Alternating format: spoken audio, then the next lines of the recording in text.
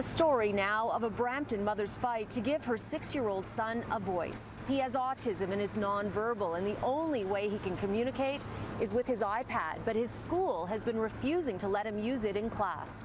This story changed very quickly once CityNews got involved. Which one do you want? You want the ball? There you go. All Justin does is push his iPad, but it unlocks his world. This is how he can express himself. Can you show me this? What's your name? My name is Justin. He started using the iPad a few months ago with such great success that his clinical psychologist recommended he use it at school. It's a simple app that takes minutes to learn, and yet his mother says she's only faced roadblocks at Justin's school. How hard and how long have you been fighting for your son to bring an iPad to school? Since the beginning of September when school started. And how many people have you been contacting? The principal, vice principal, I've talked to a couple of times. I talked to his itinerary consultant, and I've also contacted the superintendent of the Peel District School Board. And what answer were you getting? I kept getting, let me look into it, I'll get back to you. Let me make some calls, I'll get back to you. And I still get the same end result, nothing.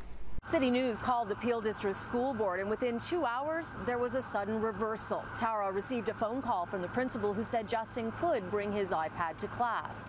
And the Peel Board gave us a statement saying they regret the length of time it took to get to this point, and they will be investigating. But according to the Ontario Autism Coalition, this story is just one example of the many struggles parents have when dealing with school boards. It's quite typical. We regularly hear stories across the province of accommodations that children need in order to learn being denied because it seems as though if it doesn't come from the school board, then it's just not permitted. The Ontario Autism Coalition recently finished a survey with 4,000 families and found many common concerns, and one of the key ones is that many families believe their children are being streamlined out of typical classrooms and not getting the socialization that they need. The coalition will be having a rally here at Queen's Park this Thursday to highlight the concerns families have when dealing with school boards.